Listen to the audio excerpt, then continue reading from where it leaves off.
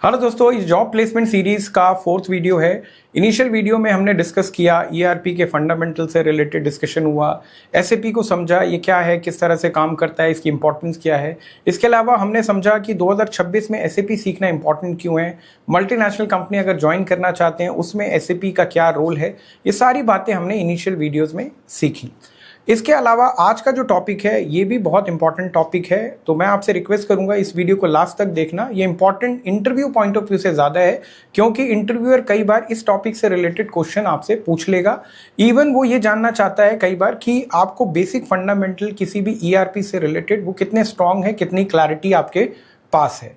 तो आज का जो वीडियो है, ठीक है, इस वीडियो के अंदर जो टॉपिक है वो आपको स्क्रीन पर दिख रहा होगा, कैटेगराइजेशन ऑफ ईआरपी। ठीक है, अगर मैं बात करूं कैटेगराइजेशन की, तो हम कैटेगराइजेशन को सिंपल वर्ड में बोले तो टाइप्स ऑफ ईआरपी भी बोल सकते हैं। ठीक है, तो इसके दो मेजर कैटेगराइजेशन है, एक है आपका स्टैंडर्ड ईआरपी, दूसरा है कस्टमाइज्ड ईआरपी। तो वन बाय वन समझेंगे कि ये एग्जैक्टली है क्या और इसकी पहचान कैसे होती है, ये किस तरह से काम करता है। ठीक है, तो पहले डिस्कस करते हैं स्टैंडर्ड ईआरपी को। तो इसके अंदर मैं पहले आपको ये बताऊंगा कौन कौन से ऐसे सॉफ्टवेयर हैं जो स्टैंडर्ड ईआरपी की कैटेगरी में कवर होते हैं। तो इसमें जो सबसे पहला नाम है वो है एसएपी, दूसरा है ऑरेकल और तीसरा है टैली। तो ये जो मेजर सॉफ्टवेयर हैं जो मार्केट में आप जिनके नाम आपने सुने हैं वो इस स्टैंडर्ड ईआरपी की कैटेगरी में कवर होते हैं।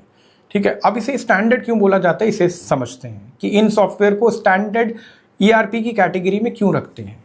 तो इसका मतलब ये है, इसे इस तरह से समझ सकते हैं कि अगर कोई कंपनी, ठीक है, इंडिया में है, चाहे यूएसए में है, कनाडा में है, ऑस्ट्रेलिया में है, और वो एसएपी इम्प्लीमेंट करना चाहती है, तो मैं आपको बता दूं जो इम्प्लीमेंटेशन की सेटिंग है, कॉन्फ़िगरेशन है, जो स्टेप्स हैं, ठीक है, वो सारे के सारे ये सब सेम होंगे हर कंट्री के अंदर, हर कंपनी के अंदर।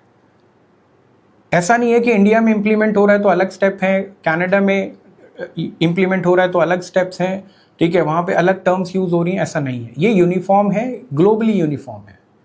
ठीक है, तो इस चीज़ को आपको समझना है कि अगर कोई, ये कंट्री लेवल पे भी है, इवन कंपनीज लेवल पे भी है, दुनिया में कोई भी कंपनी अगर एसएपी इंप्लीमेंट करेगी तो वो इन बेसिक स्टेप्स को, बेसिक इनिशियल इंप्लीमेंटेशन कॉन्फ़िगरेशन को फॉलो करेगी, जो नॉर्मली यूनिफॉर्म रहते हैं, अलग अलग कंपनी में सेम रहेंगे। ठीक है, तो ये होप कि आपको क्लैरिटी मिल गई होगी स्टैंडर्ड ईआरपी क्या है। ठीक है, अब बात करते हैं कस्टमाइज्ड ईआरपी की। कस्टमाइज्ड का इसके नाम से ही क्लियर होता है, कस्टमाइज्ड मतलब आप स्पेशल रिक्वेस्ट पे कोई ईआरपी या सॉफ्टवेयर बनवा रहे हो। तो मैं एक छोटे से एग्जांपल से समझाने की कोशिश करूंगा।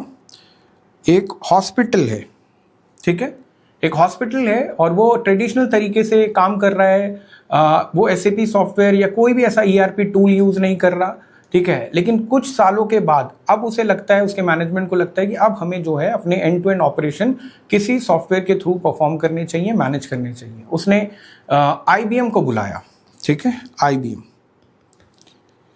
आईबीएम सॉफ्टवेयर डेवलपमेंट कंपनी है, आईटी कंपनी है, और आईबीएम को बुला के पूरी अपनी रिक्वायरमेंट बताई। ठीक है, तो आईबीएम ने बोला कि ठीक है, हम इंप्लीमेंट कर देंगे, हम ये फीस चार्ज करेंगे, इतना टाइम लगेगा, हमारी जो टीम है वो इसमें इन्वॉल्व होगी, इवन आपकी इंटरनल टीम जो है वो आईटी, डॉक्टर्स और भी जो लोग हैं कंसर्न, वो सारे मिलके ये जो है सॉफ्टवेयर को डेवलप करेंगे। तो वो जो है टाइम उन्होंने दिया, डिवोट किया, काम किया और फाइनली डेवलप करके जो है हैंड ओवर कर दिया। अब वो हॉस्पिटल जो है वो अपने सारे ऑपरेशन उस सॉफ्टवेयर पे परफॉर्म करने लगा। अब वो जो सॉफ्टवेयर डेवलप हुआ है वो सिर्फ और सिर्फ स्पेशल रिक्वेस्ट पे डेवलप हुआ है और वो सिर्फ और सिर्फ इस हॉस्पिटल के लिए डेवलप हुआ है। ये जो सॉफ्टवेयर है वो और कोई हॉस्पिटल यूज नहीं कर रहा, ठीक है, तभी इसे कस्टमाइज्ड मतलब स्पेशल रिक्वेस्ट पे क्रिएट या डेवलप किया हुआ सॉफ्टवेयर बोलते हैं। ठीक है, तो इसके अंदर ड्रॉबैक क्या है, इसके अंदर लिमिटेशन क्या है, वो हम समझते हैं एक छोटे से एग्जाम्पल से। मान लो आपको इस हॉस्पिटल ने हायर कर लिया किसी एक स्पेसिफिक डिपार्टमेंट में, और उस डिपार्टमेंट में आपने ज्वाइन किया, आपने जो है इस सॉफ्टवेयर पे काम करना सीखा, 2 साल 4 साल आप इसके एक्सपर्ट बन गए। अब आपको लग रहा है लेकिन इंटरनली यार सैलरी नहीं बढ़ रही, अब मुझे स्विच करना चाहिए दूसरी कंपनी में। और आपने क्या किया, आपने फिर जो है जॉब सर्च करना स्टार्ट किया बाहर, आपने यहाँ इस सॉफ्टवेयर का जो एक्सपोजर है अपने रिज्यूमे और प्रोफाइल में लिखा, बट आपके पास रेलिवेंट कॉल्स मेल्स नहीं आ रही, क्योंकि ये जो सॉफ्टवेयर है, ये जो टर्म्स इसमें यूज हो रही हैं या फिर ये जो काम है, ये तो सिर्फ यहीं हो रहा है, ये सॉफ्टवेयर तो बाहर कहीं है ही नहीं। तो आपका जो स्कोप है वो बहुत लिमिटेड हो गया, फ्यूचर ग्रोथ जो है वो रिस्ट्रिक्ट हो गई। तो मैं भी अपने स्टूडेंट को यही सजेस्ट करता हूँ, जब वो इंटरव्यू देते हैं या किसी कंपनी को ज्वाइन करना है, ठीक है, तो मेक श्योर कि वो इस तरह की कंपनी को ज्वाइन करें, वो ऐसे सॉफ्टवेयर पे काम करे जिसका फ्यूचर में स्कोप हो, फ्यूचर में जो पॉसिबिलिटी हो आगे ग्रो करने की, ठीक है। तो इस चीज़ को हमें समझना पड़ेगा। आपको होप क्लैरिटी आई होगी कि एग्जैक्टली स्टैंडर्ड ईआरपी क्या होता है और कस्टमाइज्ड ईआरपी क्या है, ठीक है, इनकी लिमिटेशन क्या है। तो आपके लिए ज़्यादा beneficial interview point of view से ये है कि आप स्टैंडर्ड ईआरपी पे काम करें, ठीक है, कस्टमाइज्ड ईआरपी वाली कंपनी को होल्ड कर दें, रिस्ट्रिक्ट कर दें या फिर उसे अवॉइड करें, ठीक है, उसे ज्वाइन ना करें। तो इस तरह की और इन्फॉर्मेटिव वीडियोस के लिए आप हमें फॉलो कर सकते हैं। और आपका अगर कोई सजेशन है, आपकी अगर कोई ऐसा आपको लग रहा है कि कोई ऐसा पॉइंट है जो हम मिस कर रहे हैं या फिर किसी टॉपिक से रिलेटेड वीडियो हमें बनानी चाहिए, तो आप कमेंट सेक्शन में हमसे शेयर करें, ठीक है, हम उस टॉपिक पे भी वीडियो बनाएंगे।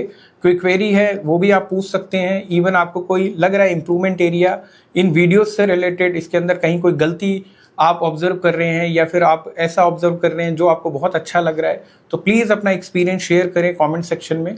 हाँ, अगर आप कुछ नेगेटिव भी बोलेंगे, नेगेटिव का मतलब कुछ इंप्रूवमेंट एरिया भी बताएंगे, तो वो भी हम बहुत पॉजिटिवली एक्सेप्ट करेंगे और कोशिश करेंगे उसे और नेक्स्ट लेवल पे इम्प्रूव करने की। और काफ़ी मेहनत कर रहे हैं, तो इस वीडियो को जो है आप शेयर भी करें अपने नोन के साथ जिन्हें नीड है जॉब की, मल्टीनेशनल कंपनी को ज्वाइन करने की, ठीक है। तो आप जो है, अगर आपकी कोई क्वेरी है, खासकर अगर मूव करना चाहते हैं मल्टीनेशनल कंपनी में, ज्वाइन करना चाहते हैं एमएनसी को, तो मैं आपके लिए डिस्क्रिप्शन में शेयर कर रहा हूँ अपना नंबर, आप वहाँ से उसे पिक कर सकते हैं और हमें कॉल या व्हाट्सएप करके कनेक्ट कर सकते हैं। Thank you so much, thanks a lot.